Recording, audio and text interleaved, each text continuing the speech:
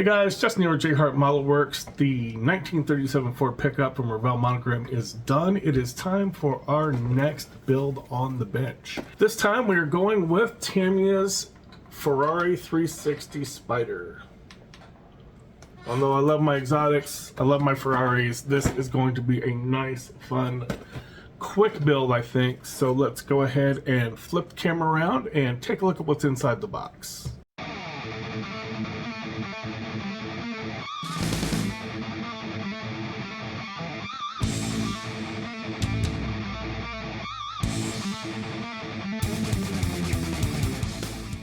We interrupt this unboxing with a brief message. Chris Baril, I probably mispronounced that terribly, over at CB Modelworks is currently at 915 subscribers. If you are subscribed to me and you are not subscribed to Chris, please do me a favor, go over and check him out. There will be a link in the description box. Check him out, give him a like, maybe give him a subscribe, see if we can't help him get to that 1,000. Alright guys, here we have our box, and it's a pretty big box. Got some nice box art, a lot of nice Japanese there. Get to see the top off and the top on variant.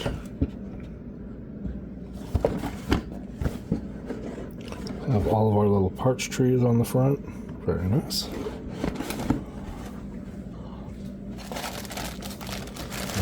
One, two, three, four, 5 bags of sprues, and a bag with the body and decals. We have some window masks. Nice, they are cut already. At one point in time, Tamiya didn't cut the window masks, and they were a lot more annoying. So it's nice to see that those are done. Tips and whatnot from Tamiya. They stick this in like all their kits, I think. And we have instructions, which are fold out, map style, old school instructions.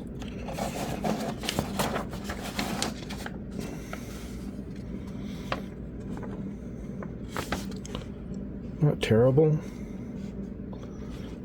Although they have you start by building the chassis plate. Interesting. Some engine details.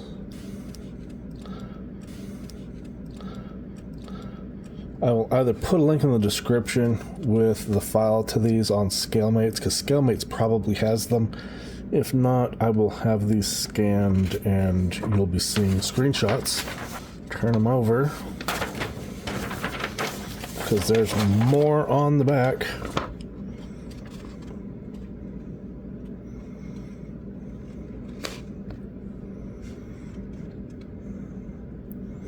Okay, that's what I wanted to see.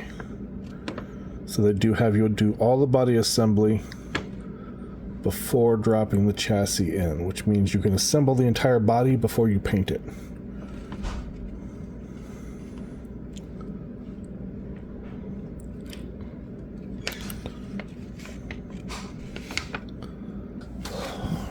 Alright guys, I'm going to go ahead and pause this. I'm going to get everything unbagged and we will take a better look at what's on the sprues. Alright guys. Go and take a look at our decals. All in all, these are pretty nice. Gauges are pretty clear. Got some brake logos. Some more side gauges. A lot of this, like, I don't think I'm going to use actual mesh. I'm not going to use decals for that. As far as the steering wheel and the hood ornament and the Scuderia shields, if I choose to use those rather than using the decals,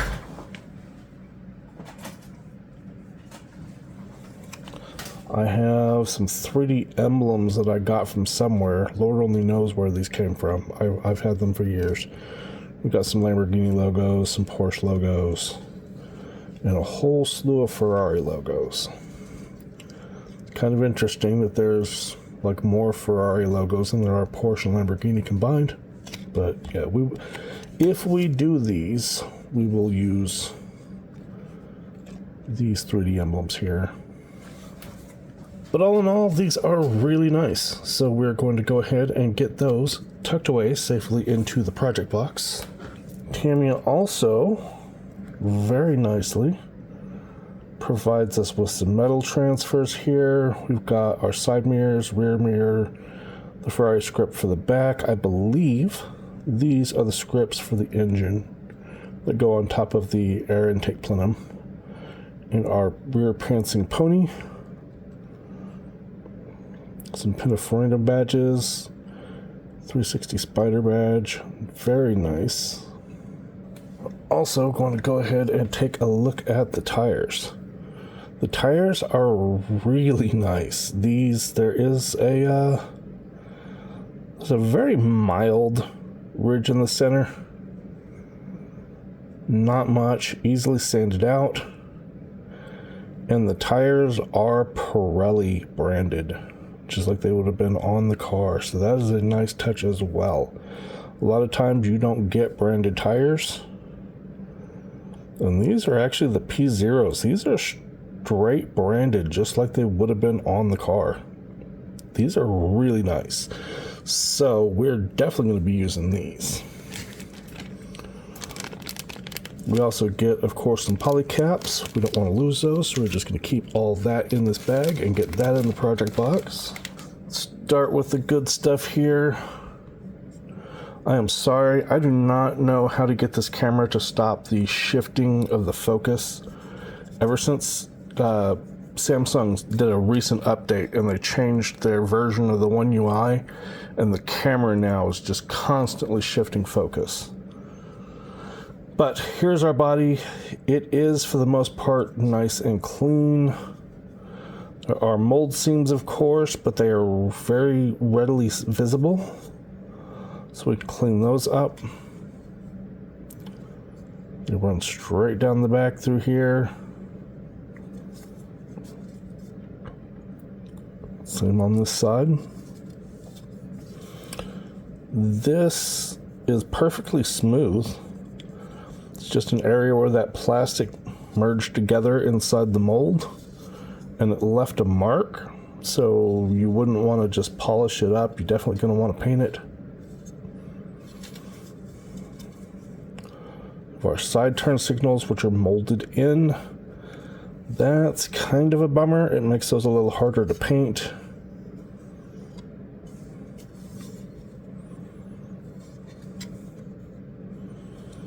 Again, with the body lines right there through the mold seams.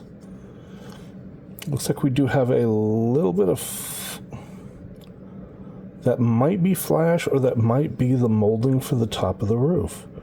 I'm going to have to go look at some photos on one-to-one cars and see what this should actually look like and see if that should actually stay there. I wouldn't want to cut that off if that's not flash. But yeah, for the most part, nice and clean. Now, Tamiya gives some instructions to drill out these holes for mounting the license plate. I may not. We shall see what happens with that.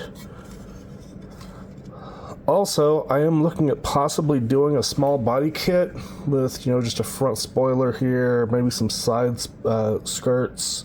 Nothing crazy, no huge fins, nothing over the top, nothing coming like way up to this body line. Just like, some nice little side skirts. And if I do them, I'm not planning on gluing them on. I watched a video where somebody was working on something. I forget what it was. It wasn't this kit. But he actually used magnets to attach his body kit, and it worked perfect and looked great. So I might be doing that.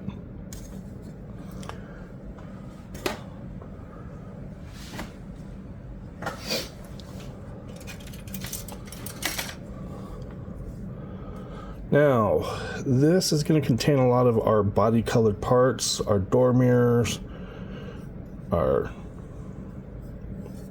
this is the bottom of the sides, as well as the fender well. That's kind of strange. But yeah, these are just going to glue in something like, just like that. Like I said in the instructions, you can glue these into place beforehand. There is our rear engine bay cover. No idea what this is. That looks like the air intake plenum, which does make me a little sad because this is a textured finish on the real car, and these are perfectly smooth, so trying to mask these to get that is going to be interesting. We're going to see though. We're going to take a look at some stuff and see if I can't get that crackle finish. License plate plenums. We have our headlight section. Now on the F430, these are black. On the 360, these are body color. Looking at the kit instructions want you to put the glass on and then glue them into the body. I may do some test fitting to see if I can glue these into the body first and then lay the glass in from the front. We're going to see if that'll work or not. I would rather have these glued into the body all at once and painted all together. If not, I'm not doing anything crazy like a candy color or anything, so it's not going to be that hard to paint these separately and glue them in. It'll just be cleaner and easier if we can. I believe these are the little bits for the front.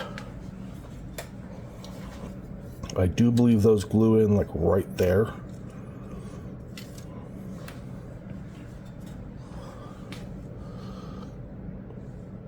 All in all, nice, clean, well molded. The engine, the detail on the engine molding is beautiful.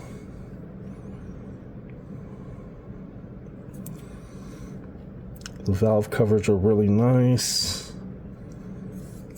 The underside of the engine, that's going to be your oil pan or your sump.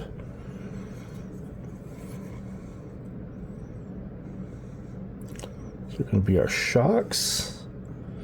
Tamiya, why every time you got to put these ejector pins in the springs? That'll take some work to clean up, but the spacing is pretty nice on here, so we can probably get that done fairly easy. That one will be easy to clean up. Those might be a little more difficult, but they're pretty deep in, so they shouldn't really be that noticeable. But that one, dear Lord. There's our accelerator pedal. Probably some part of like the fuel injection, not entirely certain. Rear subframe. Some nice stuff. These are the brakes from Tamiya. They're not amazing, but they're not bad. There is a photo etch set out there, but I'm probably not going to use it. The photo etch set from Hobby Design is almost as much as the car, and there's very little I would actually use on it. There's some mesh, the front vents, maybe not, and then the brake rotors. The rest of it's just a little superfluous. There are our front and rear uprights. I think those are the front and rears. They may all be front. Suspension components. Not bad at all. We have our dull chrome sprue, which is interesting. Now the wheels are larger, smaller. They're thinner in the front and wider in the rear. but I've measured them with calipers because of course I'm 3D printing up a set of wheels that I like a lot more than these, and they are 21s front to back, so they are the same diameter, they're just thinner. So that is all very nice. Door cards are pretty basic. They will be easy to paint. Some speaker detail in there. Let me see if I've got some photo etch round speakers I can just lay on top of that. Now there is our roof. Oh, that's just laying on top. A little bit of flash laying on top. I thought that was a mold defect for a second there. I was surprised. There's your roll bars.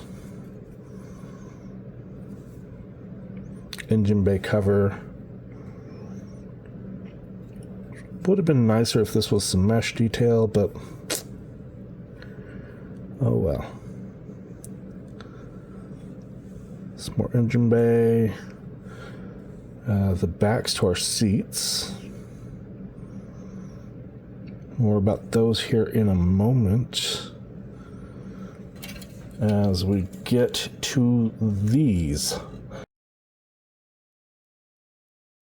They may be like bare stock type seats. They don't really look like any seats I've ever actually seen. They're definitely not anything iconic like the Daytona seats or anything like that. I will most likely be replacing these with some aftermarket kit seats from probably something from Black Box STL, to be honest with you. And if these were something like, if these were the Daytona seats or something like that, then I would probably keep them, but just these kind of generic looking sport seat type things, you know, these are gonna go. We have our interior tub. It's got some nice detail in here. I am thinking about trying to make this car a manual. If I do, I'm gonna have to scratch build some pedals, a better pedal assembly. But I think this comes out. I think I will have to sand this off and replace it with a manual gear shift if I do the manual. Some more air intakes, front grills. Windshield wipers are nicely molded, very detailed. There is our steering wheel, steering column. We've got a little turn signal stalks already there. There's your F1 style gear shifters.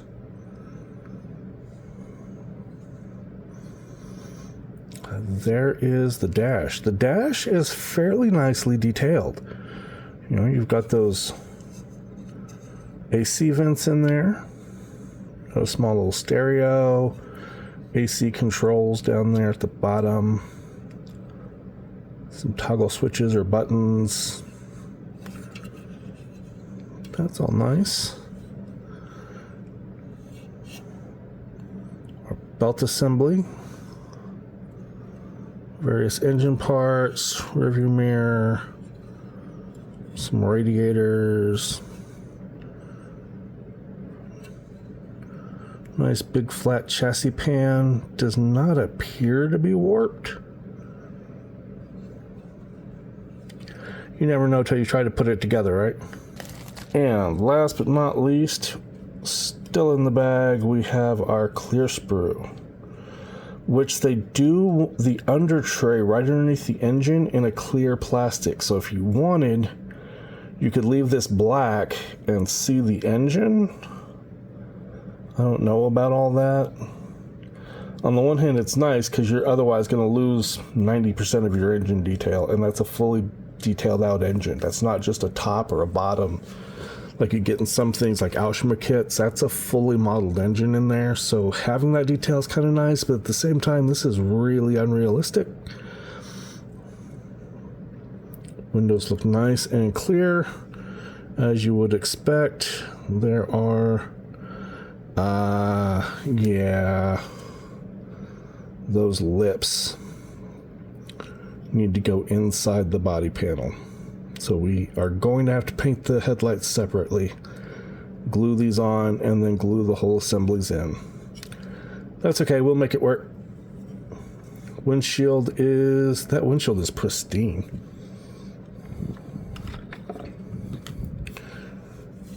Check out Rob over at Time Machine Scale Models on his YouTube channel.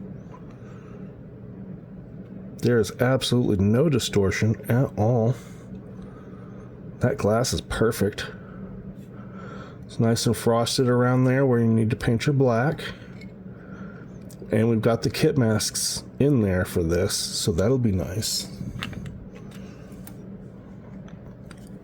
And same frosting on the rear engine bay cover. This is all beautiful. Well, this is interesting. For a second, I thought that was the rear brake light.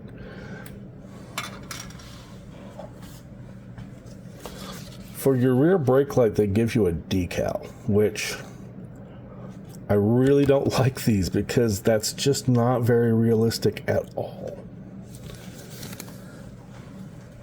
I will most likely try to figure out where this goes and try to make a mask and just paint it. Worst case scenario, I may 3D model just the bar and print it up in some clear resin, just like a half round type deal, just for the sake of having something a little nicer than just this decal. We'll see what kind of photos I can find on the car, what references I can look at to see what this looks like. But yeah, that's just not the right color. All right, guys, so that's what we've got. Like I said earlier, I do believe that we're going to do a small body kit on this, nothing major.